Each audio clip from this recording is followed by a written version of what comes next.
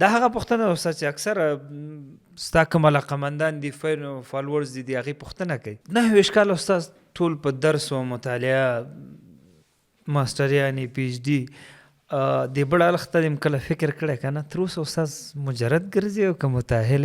بله مامان صاحب بزرگوار امی درس یک عامل بوده که متاسفانه فکر نکردیم و یکم ازدواج ما به تأخیر افتاده.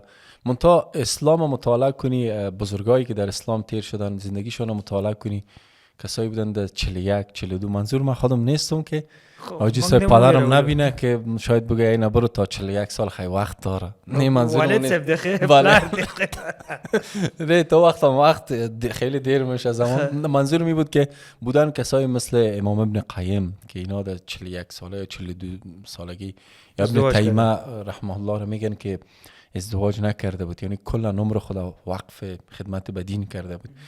دیگه نایم یک بار انسان خود بسازه، یک امکاناتی است که استثناء واقع شویم. ما جمع استثناءات هستیم. معمولا در افغانستان مردم در 23 و 24 و 25 ازدواج میکنن. شما در چند سالگی ازدواج کردین؟ ما خواست استاد اگر است برات بگویم فکر کو که هند 17 سالگی ازدواج کردم. چی میگین؟